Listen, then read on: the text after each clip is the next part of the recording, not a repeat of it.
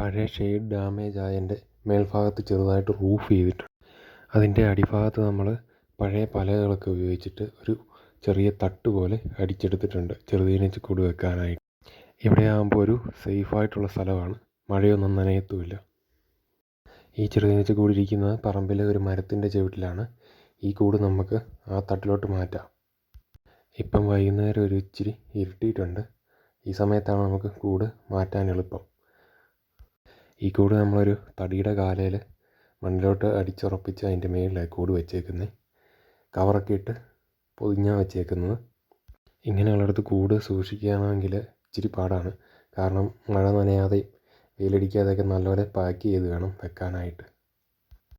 ഈ കൂടിങ്ങനെ പുറത്തിരിക്കുന്നതുകൊണ്ട് മഴയും തണുപ്പൊക്കെ വരുമ്പോൾ കൂടിൻ്റെ അകത്ത് ചെറിയ പൂപ്പൽ പോലൊക്കെ വരുന്നുണ്ട്. കൂടിനൊരു ഗ്രോത്ത് ഇല്ല.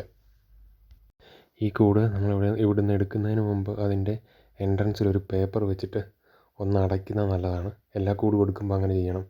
കാരണം കൂടിനകത്തുള്ള ഈച്ചകളെല്ലാം കൂടെ പുറത്തോട്ട് വരാനുള്ള സാധ്യതയുണ്ട്. കൂടിന് ഒരു അനക്കം വരുമ്പോൾ പെട്ടെന്ന് എല്ലാവരും പുറത്തോട്ട് ചാടും.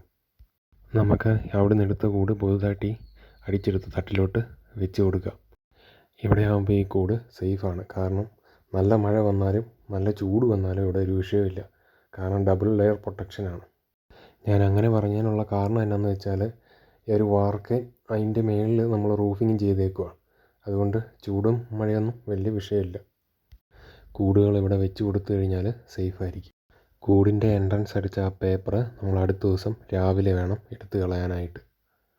ഈ വീഡിയോ കാണുന്നവരൊന്ന് ലൈക്ക് ചെയ്യാനും സബ്സ്ക്രൈബ് ചെയ്യാനും മറക്കരുത്.